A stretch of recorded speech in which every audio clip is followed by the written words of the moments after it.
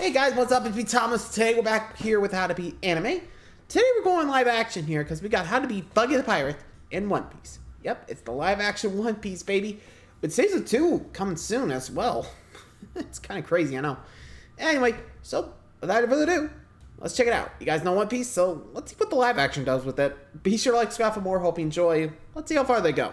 If you thought you were destined to find a mythical treasure, what would you do? You'll be forced to team up with a ragtag crew to fight brutal soldiers, vicious pirates, and mutated clowns, and you'll need to find a boat to even have a chance of finding the One Piece treasure. I'm going to break down the mistakes made, what you should do, and how to beat the East Blue Quadrant in One Piece Part 1.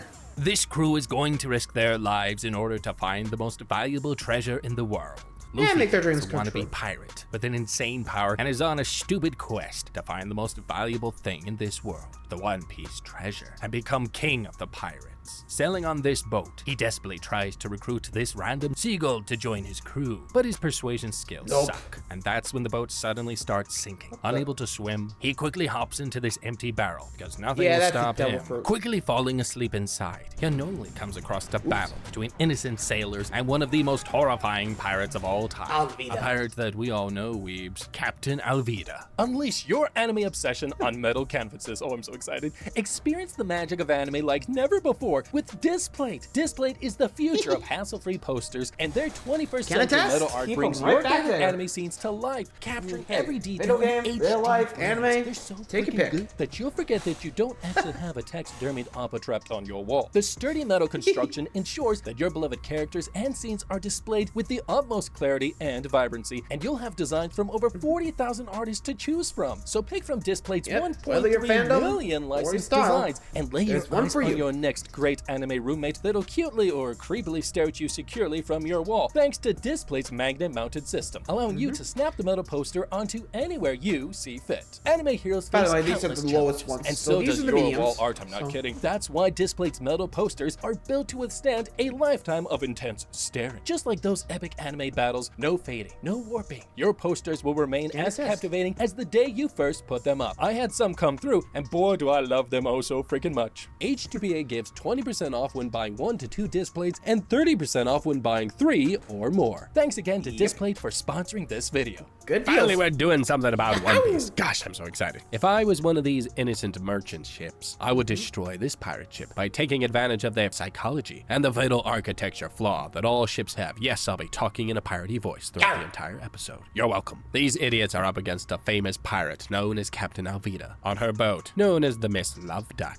Alvida's ship here looks like it's a Dutch flute, judging from the pear-shaped stern, known for its wide flat bottom, allowing tons of treasure to be carried and a highly customizable layout. Unlike this innocent merchant ship, it makes sense why they chose this ship, because it's badass and can have a great powerful offense. However, this ship here on the left was actually the more preferred vessel for pirates during the golden age of piracy, due to its lightweight nature, which also allowed them to pull off their preferred method of blitz warfare. These types of smaller boats gave pirates a better chance to surprise their enemies last minute by making a huge frightening show of force, forcing the enemy to surrender before the battle even began. However, though, these guys don't have that luxury. Since there was no land nearby, it's likely they were chased by Alvida's ship until this point, and then decided to turn and fight her broadside to broadside for no reason, which is interesting because this ship was made for stealth purposes. Broadside to broadside fighting is when all the guns on one side of the ship are fired at once at another. However, if I was them in this shitty ship of a situation, I would focus on the natural weak points that almost all ships have. Cannons like these in generals are very inaccurate. This is why broadside to broadside fighting was so common, because you literally had to get up super close in order to have a more precise shot. However, using our ship's superior mobility, I instead would have opted to cut across this ship's bow, the front, or stern, the back, as the areas of this part of the ships is almost impossible to set up cannons in. With our ship being designed for speed, we could easily sail behind these points before attacking from these angles. The back part of the ships is the most vulnerable. Disabling them enough so they won't be able to catch us means I will be able to get away. We are the faster vessel, and we also have to to remember that pirates don't like to sink ships, because then you can't steal from them. And this means that even during the battle itself, they would be way more hesitant of trying to fire at our ship because of this reason. We have what they want. We will be able to beat this situation by taking advantage of their blind spots and utilizing the lighter ship's speed.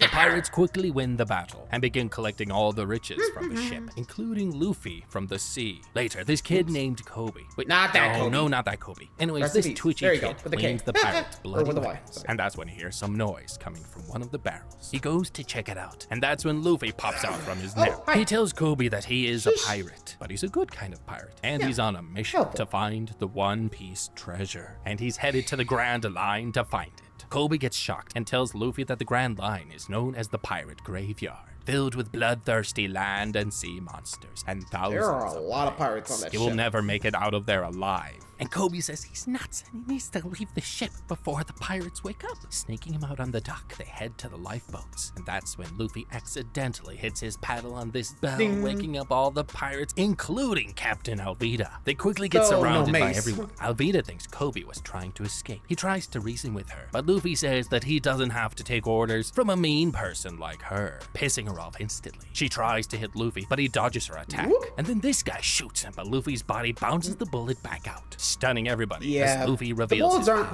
like- His body is made of pure rubber. Captain Alvida tries to attack it, but Luffy slips her attack, making her destroy her ship's steering wheel and causing the ship to catch on fire, pissing her off even more. Alvida tries to take it out on Kobe. Luffy tries to save his life and uses his signature gum pistol move, blowing her away and making the other pirates back off. He then tells Overboard. Kobe to come with him, and Hey, they you wanna come escape out? on the lifeboat. The next day, Kobe finds out from Luffy that he doesn't actually know where the Grand Line is, making him realize that they are lost. Luffy says that, hey, they just need to find a map to help them get there, and then everything will be alright. Kobe tries not to panic, and Luffy tries to Panic. calm him down. He asks him what his dream in life is, and Kobe says he wants to become a Marine, but he'll never be able to achieve it. So, Luffy then slaps him and says that Warning. if that is his dream, then he must never give up, and he'll help him achieve it. They set a course for the closest Marine Shell's base. Island. Luffy says there he'll sneak in to get a map to the Grand Line and continue on his journey. And also, Kobe can sign up to join the Marines. Kobe thinks that they just can't sneak into a military base, but Luffy says, Yeah. trust him. Later, they reach this base, getting lunch. Luffy thinks Mostly about about- how to sneak in and steal a map, but that's when they see a fight break out nearby, and Luffy watches one of the fighters protect this little girl and fights these Hey, Marines. Zoro.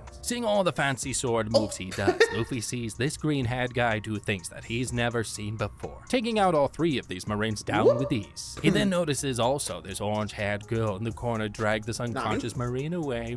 I wonder who that is. Meanwhile, though, green-hair guy interrogates the leader of this group, scared as hell. The guy tries to calm him down and says that his name is Helmeppo and that his father runs this Marine base and he can give him anything he wants. Green-hair guy says that his name is Zoro and he wants to collect his bounty for all the pirates that he's killed so far. Helmeppo then takes him to go meet his father, Captain Morgan. No, not the No. He tells Zoro that Accent he can Morgan. collect There his you go. bounty, but he must spend Brian's a week all in Morgan. jail Come for on. first assaulting multiple Marines. Zoro says that he will cut off the hand of anybody who tries to touch him, impressing Captain Morgan, who offers him a job to join the Marines because he's got serious skill and is useful, unlike his useless son. But Zoro says nah, pissing him off, causing Captain Morgan to put Zoro in jail. Later that night out, Yeah, Morgan's got himself an ego. That's why he was pretty pissed. I probably would have just told him to bite me. If I was Zoro, anyway.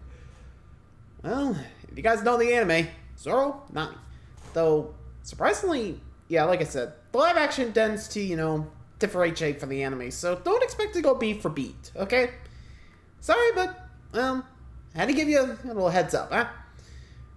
Anyway, moving along. outside, Luffy talks to Kobe about Zoro. He wants to recruit him into his pirate crew as soon as possible, and he tells Kobe he's now figured out a plan on how to steal the map. And he tells Kobe to go get the boat ready tomorrow while he gets ready to sneak into the base. Okay, the journey to the Grand Line means that these guys need to start focusing on finding a badass crew over a badass boat. This is why I would use an extraversion index assignment used to screen for fighter pilots in order to find our new crew members. Let me explain. The journey to the Grand Line Line means that they'll need more than just a badass crew. The Grand Line is a stretch of sea east to west around the planet, known as the most dangerous place on Earth, and a big part is because of the weather. It's unpredictable and dangerous, and the wildlife is much more lethal in the water and also on the islands around it. And this means that we need a stronger crew in order to be able to have a better chance at sailing through the Grand Line, since the standard rules of meteorology weather don't apply. This means that the general ocean patterns around this area are extremely volatile, and this means that we can expect all types of shit to try and kill us. Water spouts, storms, blizzards, heat waves, thick fogs, cyclones, appearing quickly and impossible to predict. Even around the surrounding islands, which have their own distinct climates, all going on at different times. And in a way, this journey will require our members to have qualities similar to what fighter pilots must have, since their job is one of the most stressful jobs in the world, where split-second life or death decisions must be regularly made. So what I will do would be to go to the first town bar and look for recruits, because we need a crew. And then we'll have an easier time snooping around and figure out their past and their hammered. We need to make them stay loyal to us and not screw us over on the journey to the Grand Line. I would get ready to bribe them with some ethical, not so ethical types of spoils. The next day, Luffy sneaks into this sewer drain and accidentally runs into Zoro tied up. Luffy tells him that he's impressed by his moves and wants him to join his pirate crew, but Zoro says he kills pirates for a living. So Luffy then unties him for no reason and says that life is more than just killing. It's about friendship and adventure and all that blah blah blah blah blah. Then he leaves him to continue on with his mission. Heading down into this cellar, Luffy comes across this thief posing as a marine. Confronting her, he finds out that her name is Nami, and he tells her that he recognizes her from the bar and says that they're both looking for the map to the Grand Line. He walks past her and says that he thinks the map is in the captain's office. And that's when they run into the captain himself, Captain Morgan. Nami quickly improvises and tells the captain that she is taking this prisoner to jail, tricking him into letting them pass. And then she reveals to Luffy that she just stole the captain's keys. Impressed. Luffy then asks her to join his pirate crew, but she says, ew. Reaching the office, they quickly start looking around for the map. Finding this hidden safe, Nami works to crack it open, but that's when the base alarm sounds off, and Nami tells Luffy that the guards that she knocked out in the cellar have now been just discovered. Does nobody bother to hide the bodies that they knock out? Jeez. Luffy then speeds up the process and wraps his stretchy fingers around the safe, and then he manages to pull the safe and them right out the window, landing in the courtyard, and they quickly get surrounded by guards. But Luffy quickly finds out that Nami also has some sick moves, and that's when Zoro passes by them on his way out of the castle, but stops and decides to help Luffy out. Joining the fight, they all tag team. Captain Morgan then finally shows up, pissed off as hell. Zoro and Luffy try to attack him, but he easily overpowers them. Thinking quickly, they realize that they need to work together and quickly figure out a system of attack, going high and low. Zoro then uses his famous three-sword technique to push Captain Morgan back, while Luffy combos with his gum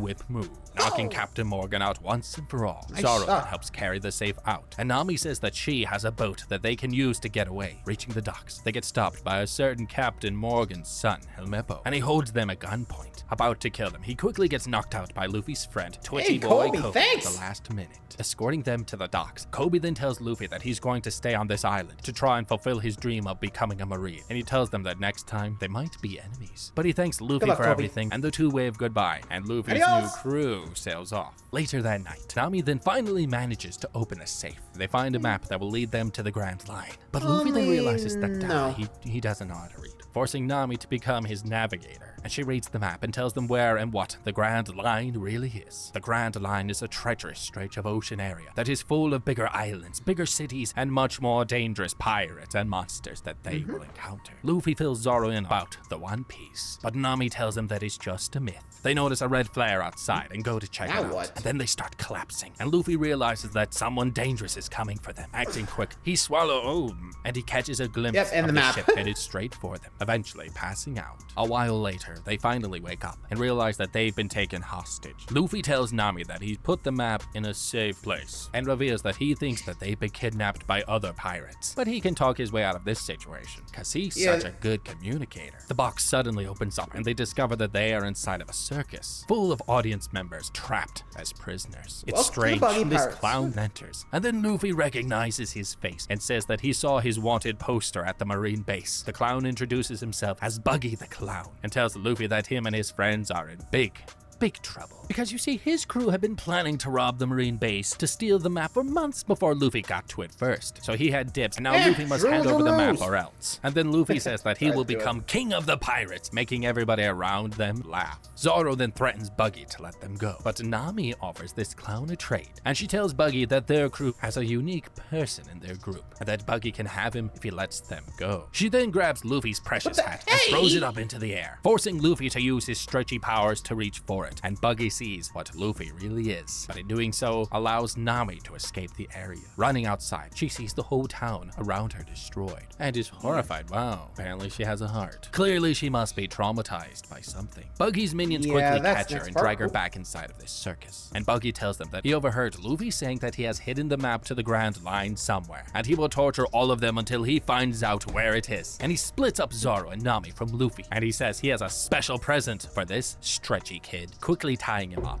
He orders his crew to stretch him until his body breaks, but Luffy resists telling him anything. And that's when Buggy comes up with an idea. He tells Luffy that no one ever wants to be a pirate unless they're trying to impress someone, noticing Luffy's strange hat that he now recognizes. And he says that he knew a man who used to wear a hat just like this. As a matter of fact, he's certain that that hat is that man's hat. Somebody that Luffy grew up with, maybe? Basically his daddy. A man called Red-Haired Shanks. Luffy gets shocked and finds out that Buggy used to serve with his father figure in the Navy when they were both younger, and they both became pirates, but claims that Shanks betrayed him for some reason. Now pissed off.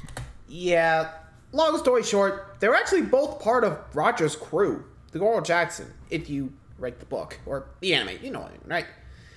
And Buggy goofed, ate the devil fruit, and, well, mad at Shanks for making him eat the fruit. At least in his eyes, but you get the idea. It's pretty crazy once you figure it out. Anyway. More than ever, he orders his servant to stretch Luffy even further, but the man gets too scared and refuses his order. At the end of his rope, Buggy walks over to his audience and threatens to kill this innocent kid. And seeing this, Luffy gets angry and uses his powers to break free and quickly fires his gum-gum pistol, shooting Buggy's head clean off, and thinks that he's now saved the day. But that was his biggest mistake. Buggy's body continues to keep on standing, and Luffy realizes that he also has powers just like him. Buggy tells Luffy years ago he ate a magical fruit, the Chop Chop fruit, and now he has the power to split up his entire body, and that's when his hand shows up from behind Luffy and knocks him out. Meanwhile, Nami and Zoro work on breaking free inside of this room. And that's when one of Buggy's crew members then enters and claims that Zoro killed and chopped off the head of his pirate brother. And he says that his name is Kabaji and will now make Zoro suffer for his actions. He then spins him around and starts using him as target practice, allowing Nami to quickly brute force her locks free. She goes up behind Kabaji and knocks him out, letting them run off. But back outside, Luffy then finally wakes up inside of this box, full of his one weakness, salt water. Buggy tells him that he knows that salt water is the only thing that can take away both of their powers, and now Luffy will drown if he doesn't talk. Barely able to stand, he tells Buggy that his crew will come to rescue him. Buggy laughs long and hard and prepares to watch Luffy drown. But that's when Zoro and Nami bust in and quickly smash Luffy's cage. Freeing him, Luffy gasps for air and accidentally he threw up the map. And that's when Buggy runs to grab it, and Nami and Zoro face off against him. And Zoro tells him they have him cornered, and he tries to attack him. But that's when they realize what they're really up against. Buggy the clown. And he activates his full powers and splits his body apart, cornering these two. He easily knocks them back off their feet. But that's when Luffy finally recovers, and he gets up, but Buggy deploys his Chop Chop cannon move, knocking Luffy back. Alright, this is crazy. But if I was them, I would defeat Buggy by using the one biological weakness that him, you, and me, and every other person on Earth has. Let me explain. Buggy here is like Luffy, except he ate the Barabara-no-Mi devil fruit, which means that he has the power to split his body into multiple pieces and is immune from slashing attacks. However, unlike Luffy, he hasn't trained to utilize the powers completely, and this is how we take him down. Well, he might be strong, yes. He's just like everybody else here, and still relies on basic biology. And it's noted that in order to move his body parts, he needs to see where they are in order to control them, which means he uses his eyes. In order to maintain balance, humans require coordinated efforts of 3 different body systems: the eyes, the inner ear, and the sensors in the body's muscular system. Using these 3, the brain is able to determine the body's position and deploys the strategies it needs to use in order to help the body maintain basically balance. knock them off balance. So what I'm saying, my weebs, is that most people rely on their eyes first over anything else, which means we need to come up from behind him and put a blindfold on him, or by finding some alcohol and temporarily blinding him, because this will give us a few moments to try and capture all his body parts in a bag of some kind, rendering him useless. And then from here we can just club him to death like a baby seal. And then we'll be able to escape while he works on getting his vision back, knowing they can't be... You know, close. I mean, I think they just usually just had him focus on... I'm not going to spoil it, but yeah, I gotta say, that's actually a good spot. Just with his body parts flying around, just smoke bomb his eye and just grab the parts and just whoop. Yeah, you'll see. They actually do the strategy. Watch. Beat him with head-on attacks. He thinks fast and calls out to Nami to open those crates in the back. And then Luffy starts timing Buggy's attacks, eventually hitting Buggy's body parts straight back into Nami's crates. Locking each one, they quickly force Buggy to run out of body parts to use, making him helpless. Luffy then activates his Gum Gum Bazooka!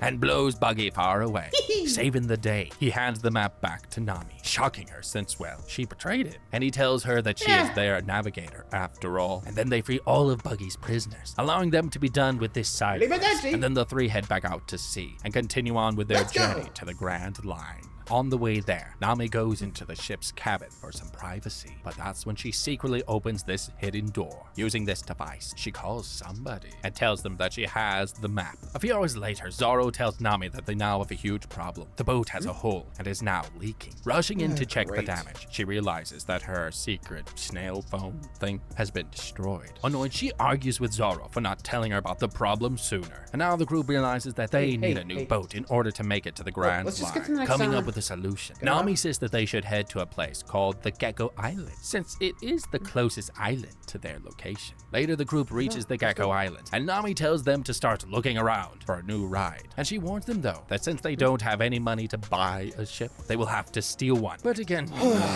Luffy is not about that thug life. Tells them that they must he's a normal get a guy. ship What are you gonna the do? way. And these two don't think that's possible. But Luffy says that he will find them a free ship. Looking around, Luffy then suddenly spots the most tantalizingly sexiest piece of wood that he's ever seen in his life. Heading to this boat, he meets this one guy named Usopp, who tells him all about the ship, bragging it's the fastest water beast that he'll ever ride in his life. Excited, Luffy tells him that he wants to have this boat without paying any money and without providing anything in return for it. So Usopp looks at him like he's nuts and says that the boat isn't for sale, and that he doesn't even own it. Zoro and then Nami show up, and Luffy excitedly tells them that they must get this boat and find out from Usopp that he is close friends with the owner of this ship, a rich girl named Kaya, and he says that they could make a deal with her, so he takes them to go see her. After walking for a bit, they finally reach Kaya's mansion and run into one of the people working there. He stops Usopp and tells him that he's not welcome here, but just then Kaya calls out to him, happy to see him. He says that he's come to wish her a happy birthday and has brought friends to come see her. These are people he just met, and that's when this suspicious looking butler named Kalidor tells Usopp off, and he says that he can't just show up without warning.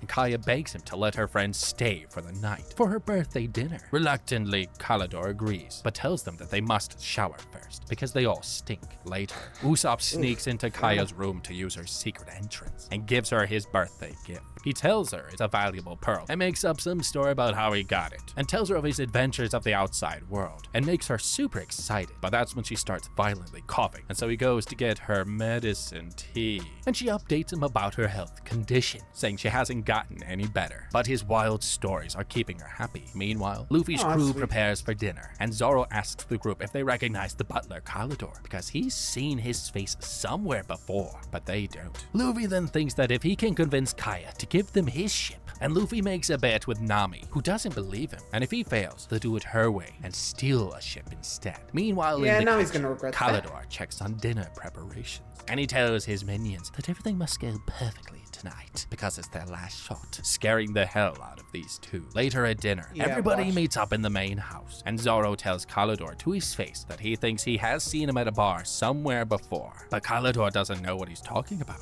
And then this one dinner guest tries to speak to Kaya about some urgent family business, but Kalidor interrupts them and tells him to not bother Kaya with work issues on her birthday. The servants then announce that dinner is served, and everybody heads into the dining room, sitting down. Kaya says she wants to try, but some of the guests are eating. But Kalidor tells her that she can't go off of her super strict meal plan and can only eat this nasty looking soup instead. And that's when Nami interrupts and tells Kalidor that Kai should be able to eat whatever she wants. But that's when Luffy interrupts and asks Kaya about her ship that Usopp mentioned. Kaya tells him that at midnight tonight, she will become the sole owner of not just the ship, but the whole shipyard, making her even more filthy rich. Luffy congratulates her and then randomly reveals that they are pirates, making Usopp spit out his drink in shock. He gets on the table and announces that him and his crew are headed to the Grand Line to find the One Piece treasure and wants Kaya's ship in order to get there. But poor Kaya starts coughing at all of the confusion, and Kalidor gets mad at Luffy for making her sick, and he yells at them to leave at once. But Kaya begs them to let them all stay the night instead. With their asses covered for now, they stay the night. And later that night... Yeah, honestly, I think I would have told Luffy, yo, dude, relax. I don't know, if I was part of the crew, you know, like, with Nami, Zoro, I would have told Luffy, like, dude, you know pirates don't have a good reputation. We're not knowns. So right now, chill with announcing you're pirates. I get you're excited, but we don't want a mob after us, okay? We just gotta get the ship, and you telling her we're pirates ain't gonna help. Though, again, in this world, honestly does go a long way, as you'll soon see, but anyway. One of Kaya's dinner guests goes to confront Kalidor and tells him that he must speak with Kaya at once about her family's shipyard before midnight because some of the paperwork doesn't make sense. Kalidor tries to calm him down, but it doesn't work, forcing him to reveal who he really is. And that's when he dashes behind this guy and stabs him with his 5-bladed claws, brutally killing him. Elsewhere, Zoro bumps into Luffy and says that he's looking for a drink, hungry himself. Luffy tags along as the two try to find the kitchen. Nearby, Nami works on stealing all of the valuables in the house, and that's when she suddenly hears incoming footsteps and quickly hides in this room nearby. But in doing so, she accidentally entered Kaya's room, who has now caught her red-handed. Kaya thinks she is really a pirate, but Nami gets insulted and says that she hates pirates, and Kaya tells her that she can have whatever she wants since they are friends of Usopp, which means that they are friends of hers. Nami thinks it's sus, but quickly warms up to Kaya, and they quickly make conversation about their lives and troubles. Meanwhile though, Zoro and Luffy finally find the kitchen and spot Usopp hanging out, and he asks him if they really are going after the One Piece treasure, and Luffy offers him a spot on his team. Gosh, this guy will let anybody in. But Usopp says that he has to watch over Kaya, and then they make small talk, and he basically reveals that he loves Kaya without realizing it. Her parents mysteriously died a few years ago, and ever since then, Kalidor has watched over her and her parents' house. And Zoro thinks something is strange about that guy, and that's when Luffy notices that Usopp is a great shot, and he reveals that he learned his skills from his dad, who was a pirate named Yasopp the Great, stunning Luffy, and he realizes that he knows Usopp's dad, since he was a part of Shanks' crew many years ago. And Zoro then tells them that he needs wine, so Usopp takes him to the wine cellar, while Luffy stays back to finish off this giant pot of delicious-looking soup. Zoro and Usopp finally reach the cellar, but that's when they discover this corpse laying in plain sight, and it's still warm. Zoro then notices that this man has been stabbed 5 times. He's seen this style of murder before, and that's when Kalidor shows up armed with 5 blades on each hand, and his minions right behind him. And Zoro finally remembers where he's seen him before on a wanted poster. He then announces that this guy's real name is Kuro, captain of the Black Cat Pirates, with a 16 million berry reward, and tells them he pretended to die at the hands of the idiot Axe-Hand Morgan, so that way he could hide out from the law. Zoro prepares for combat, but Kuro says that him and his plans cannot be stopped. The kid attacks him but misses, and he tries for another hit, but quickly gets knocked out by one of Kuro's minions, leaving Usopp all alone and helpless. Thinking quick, he barely escapes through this hole, and the minions worry that he'll alert the tower, but Kuro says, not to worry. He says that boy's cried wolf all his entire life, and then he orders them to get rid of Zoro's body outside. They then carry Kaya's dead business friend and Zoro down into the dark hole, including his signature swords. Minutes later, he wakes up in shock and stares at his terrifying future if he doesn't escape this hole. Elsewhere, Usopp finally reaches the main town and tries to tell everybody that pirates are on the island. But this one local tells Usopp that he's lied too many times before, and now thinks he's only doing it to get attention since his daddy left him years ago. No one believes him, and Usopp crumbles. But that's when he runs into twitchy-faced Kobe again and his marine crew, who says that they just reached the island and are looking for a pirate. Kobe tells Usopp that he believes him, and Usopp tells Helmeppo here that Kuro, the Black Cat pirate, is on this island. But of course he thinks he's crazy, saying that his father, the Axe Hand Morgan, killed him years ago. And he gets mad at Kuro and says that they need to focus on finding the Straw Hat pirate instead. And that's when Usopp recognizes the name and tells them that the Straw Hat pirate is his friend, and he can lead them to him if they leave now. Meanwhile, back in Kaya's room, the two girls get along, and she tells Nami that she should join her for breakfast tomorrow, and then she says goodnight to her, and they just are, oh, best girlfriends now. And that's when heading out, Nami has a change of heart and ends up being oh so good and returns all the items she stole, at least keep one. Gosh. A little bit later, she comes across Luffy passed out in the kitchen, and noises of people are heard incoming, and she quickly hides in this cupboard and overhears the minions enter, and they reveal their true plans. They mention that Luffy ate some of the poisonous soup and is now dying minute by minute, and that Zoro's body has been disposed of outside. Suddenly, everyone hears a knock at the front door. Kuro enters and tells them to stay put while he goes to check it out. Checking out the front of the house, he discovers the Marines and tries to play it cool. They tell him that Usopp here has accused him of being a pirate, and introduces himself as Kalidor, the butler, and says he has no idea what they are talking about. And then they inspect his clothes and his hands, and the Marines don't see anything piratey about him. And Kalidor explains that Usopp is sick in the head ever since his daddy left him as a kid. Usopp begs the Marines to listen to him, but Helmeppo has had enough, and he says that they are looking for a Straw Hat pirate on this island. And Kalidor eagerly tells them that a person fitting that description did raid the house earlier, and they captured him. And he tells his people to bring Luffy to the front of the house. Quickly wiping off his mouth, they hand over Luffy to the pirates. Horrified that no one will believe him, Usopp runs off, yelling that pirates have invaded the island, and the Marines take Luffy, and Kalidor tells them that he has other things to do and tries to close the door on them. Back in the main kitchen, Nami continues to wait for her chance to strike, and that's when this girl enters the kitchen, and she uses this opportunity to sneak out of the cupboard and knocks her out cold, but realizes that the sound from the kitchen has now been heard throughout the entire house. Okay, at this point, we are so screwed. The only way that I would save us all is by destroying literally everything here, the most chaotic, piratey way possible. So basically pull him up. Let me explain. Kuro here has been the butler for Kaya for 3 years, and has been wanting to inherit her family fortune, making him the biggest gold digger out there. But it makes no sense how Kaya never thought to go see a doctor for sickness. But anyways, Kuro here's the leader of a horrifying crew, and has basically been undercover for 3 years. This makes him a legit psycho, and means that I would work on trying to escape and get help first, by being evil as hell. If I was Nami, I would first get a weapon and then get to work on starting a fire within the kitchen itself first, before carrying some of the flame into another area of the home, and would carry a big bottle of something flammable along with me. Right now we can't escape, and we can't afford to fight a Catman killer. This means that our best bet would be to force as much attention onto this house as possible from the outside. Townfolk, people, the Marines, and to force them to get out of the house. This will allow us to escape from setting the kitchen and the surrounding area on fire. I would work on grabbing a blanket to cover my face from smoke. I would hide out near the front of the entrance in a small room or behind some kind of cover. And once Kuro and his guys head out, I'll wait for them to leave the house, follow them from behind, before throwing the flammable liquid we're carrying onto Kuro, lighting the flames nearby, catch them on fire, while I run towards town for help. Because think of it this way, sometimes you have to sacrifice a few cows in order to make a good steak.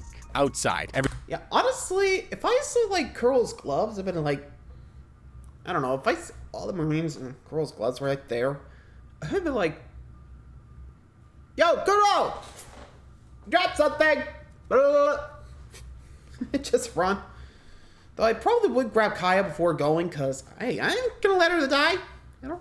She's way too nice. Also, yeah, also grab Luffy. Don't forget, he's still our captain, so gonna need the help there. Anyway. Everyone hears a strange bang inside the house. He politely closes the door on the Marines, and he goes to check it out. Upstairs, Usopp ends up sneaking into Kaya's room and tells her what's really going on, and who Kalidor really is. But she doesn't believe him, and he begs her to listen. But she says, nah, and pimp slaps him, saying he should leave. He tries, but then turns around and ends up not running away from his problems for the first time in his life. And he tells her that he will stay with her until he knows she's safe. Meanwhile, Kuro reaches the kitchen and gets told by his minions that Nami is on the loose and has overheard everything, and that's when the clock strikes midnight. And with young Kaya finally being 18, he tells him that Kaya now officially owns the shipyard, and once they kill her, he will own her empire instead. And they begin to lock the entire house down, trapping everyone inside. Upstairs, Usopp realizes that they are trapped, right as Nami busts in and tells them that Kalidor's real name is Kuro, and that he is coming to kill her for her shipyard, making Kaya realize that her butler has been poisoning her through food for years. And Usopp was right. fight, and Kaya then comes up with an idea and helps them escape her room using her secret tunnel right as Kuro enters, not seeing anyone in the wall. The gang keeps it moving, but Kaya then coughs, and Kuro knows where they are. He tries to rip her apart through the wall, but they run away just in the nick of time. Meanwhile, the Marines make their way back to their boat with Luffy, and that's when Kobe tells them that something doesn't feel right about Kalidor, but they think he's just being crazy. And Luffy then wakes up and throws up all the poison out, making him finally useful once again. Zoro finally wakes up, and then he thinks about his epic backstory about losing his best friend that drove him to become the best swordsman, blah blah blah, not important, moving on. He finally gains enough balls to climb up and out of this well, and finally escape. Nearby, Luffy tries to tell Kobe that he needs to go save his friends first, but Kobe says that he has orders, right as Zoro reaches them, and easily knocks out most of the Marines. Freeing Luffy, he tells Kobe that he must go save his friends and leaves him, entering back into the mansion. They split up. Back inside, Nami and the gang reach this control room and try to disable the house security measures, alerting Kuro to their location. Nami then hears Kuro coming from down the hall and quickly tells the group to hide. He then walks in and makes the classic bad guy speech, telling them he will kill them all and that Kaya is weak and blah blah blah. It's not important. Kaya takes a weapon and gets ready to attack Kuro, even though Nami begs her not to. The two run out from cover, but Kuro easily catches them off guard and gets ready to kill them both right here. And then Usopp in the back fires a slingshot right at Kuro, but he catches it. Rushing at him, he knocks Usopp out. Just outside, Zoro runs into both minions, and he takes them both out at the same time, dodging every move and combo they throw at him while he dances with his blades. And then he goes to find Nami and the rest of the squad. Back in the control room, Kuro tries to kill Kaya, but he finally gets stopped by Luffy, who reaches them just in time. He tries to duel Kuro, but figures out his true powers, and Kuro then tries to break Luffy with psychological warfare, telling him that being a pirate means always having to watch your back from the law and your friends. But Luffy says that being a pirate is about adventure and freedom, and anyone who gives up on their dreams doesn't deserve to call themselves a pirate, including Kuro. Okay, we're in a sticky situation, but at this point I would kill our enemy by leveraging his physiology against him. I'm talking about Luffy. Luffy here may be a stand-up guy, but the moment I see some adult using cat claws as a bona fide weapon, I really gotta root for him, because Kuro's tactics here are dog shit. He's the definition of a grade A monologue villain who ducks around too much from the beginning. Even the moment when the clock struck midnight, he walked through the whole mansion on his way to kill Kaya in her room, when he could have just used his super speed to reach her in 10 seconds and get the job done and call it a day. If I was him, I would have first taken the fight in a less enclosed area against Luffy, because of our choice of weapons, and speed means that we would do better in fighting in open space or even outside, especially when you consider that we can't run and slash, only stop and slash. It means we're not really that powerful. Luffy's ranged but direct attacks means that his method of fighting favors this environment more. I would have used our super speed to head to the kitchen and bring me a bag of flour, using this to throw into Luffy's face, and he will likely react and destroy the flour bag, causing the flour to get flown into the air, making it harder to breathe and see. Using that distraction is what I will use to then sneak up from behind and stab this rubber boy in the back. Checkmate. And that's when Luffy concentrates his hearing and sends a flying punch to Kuro, knocking him back and pissing him off the last time. All the while Zoro continues to fight Kuro's minions, kicking their ass again, and then he jumps kick and takes them both out. Back in the control room, Luffy dodges Kuro's last moves as he quickly runs out of breath, and Luffy then grabs both of his paws and uses his gum bell headbutt move, knocking him out of the window and saving the day. He then leads everyone to the front, meeting up with Zoro and the rest of the bad guys. They realize they need to get the hell out of here before the Marines come back, and Kaya offers her ship to them for free. Well, you look at that, Luffy was right. He leads them to the dock and lets Luffy secure his fancy new ride for the next part of their journey. He asks Usopp to tag along with them, but he says that he needs to watch over Kaya, and she says that she doesn't need no man and can watch the shipyard by herself. And that's when the two get cute and awkward for the last time together. And then Usopp plants a big one right on her. And that's when everyone sets sail and prepares to head to the Grand Line, unaware of the horrors and enemies, new and old, they will soon face. But what do you think about the Yeah, that's gonna be a part 2, but for now, that's gonna be it. Thanks for watching, everybody. Definitely gonna come back for more. Till then, thanks for watching.